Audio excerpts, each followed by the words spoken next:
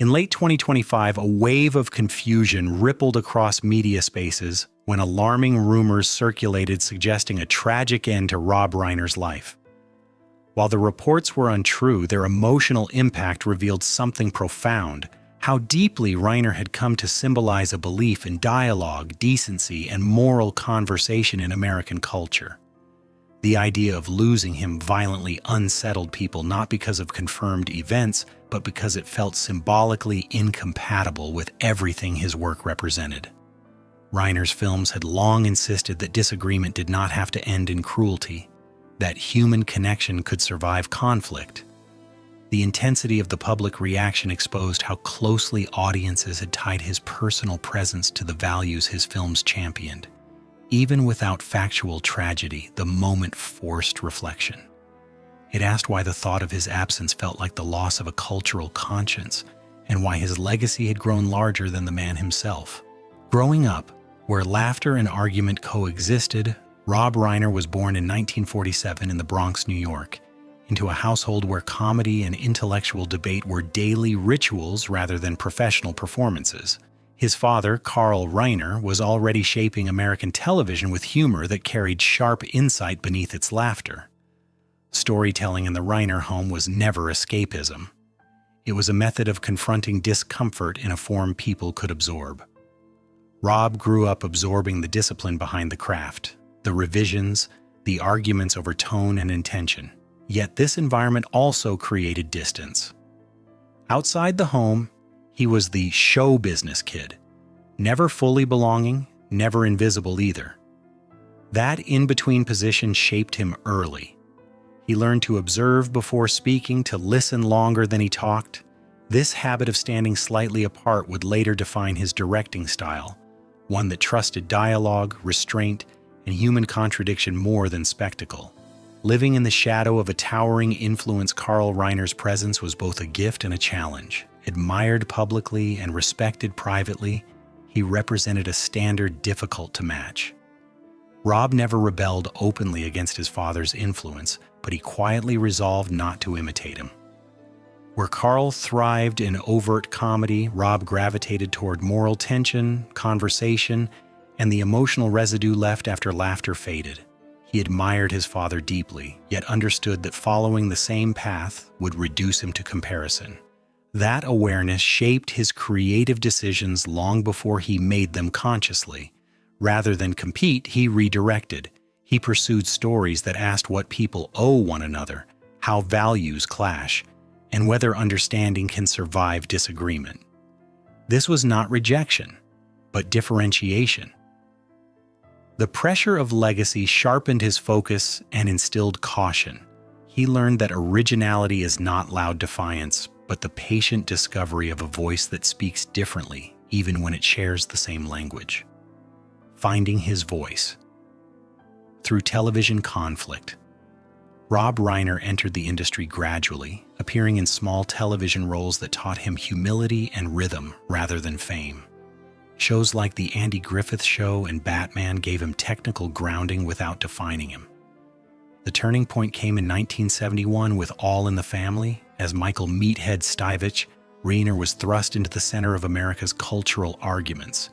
The role was intentionally uncomfortable, designed to provoke debate rather than soothe audiences.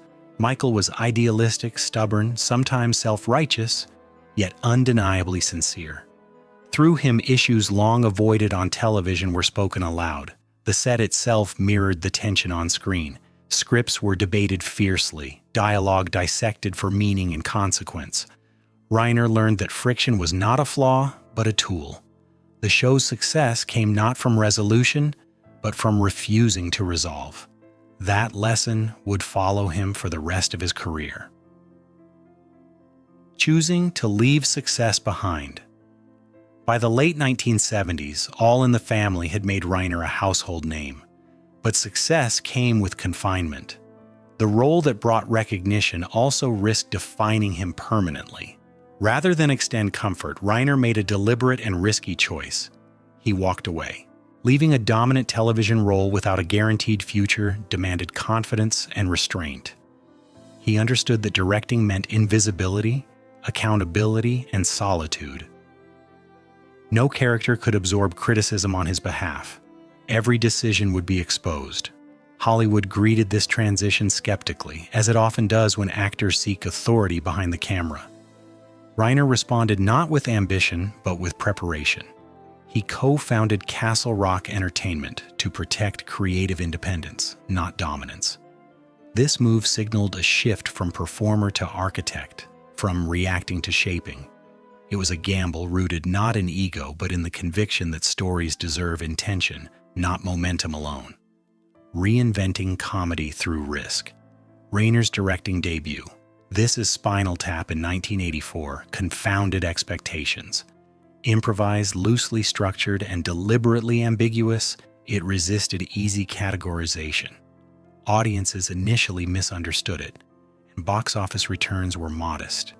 Yet the film introduced something new, comedy without a safety net. It trusted audiences to discover the joke themselves. Over time, Spinal Tap became foundational, influencing generations of filmmakers. Reiner followed it not with escalation but recalibration. The Sure Thing demonstrated control, restraint, and emotional pacing. Then Stand By Me arrived as a quiet triumph. Rather than sensationalize childhood, it honored vulnerability and memory. Reiner's direction stepped back, allowing silence to speak. The film resonated across generations because it trusted viewers to bring their own experiences. With it, Reiner proved his defining trait, the courage to let humanity, not manipulation, carry a story forward. The balancing fantasy, romance, and moral inquiry. The late 1980s and early 1990s marked Reiner's most versatile period. The Princess Bride blended fairy tale with self-awareness, refusing cynicism without embracing sentimentality. Its enduring appeal lay in sincerity without calculation. When Harry Met Sally redefined romantic comedy by treating intimacy as negotiation rather than destiny, dialogue became the engine of truth. Then Misery revealed Reiner's ability to generate fear through restraint, placing psychological tension above spectacle. Each film contradicted the last in genre, yet all shared a belief in conversation, consequence, and character. A Few Good Men brought these elements into the courtroom, where language itself became a weapon.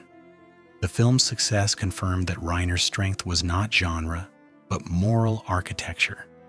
He trusted audiences to think, to listen, and to sit with discomfort rather than escape it. Private life as a counterbalance. Amid public intensity, Reiner's private life offered grounding. His marriage to Michele Singer Reiner brought a rhythm defined by observation rather than confrontation. Unlike earlier relationships shaped by parallel ambition, this partnership valued stability and privacy. Michele's work behind the camera complemented Reiner's visibility without competing for it. Together, they built a family life that emphasized continuity over spectacle. As public scrutiny intensified, this private structure became essential. It did not silence Reiner, but it steadied him.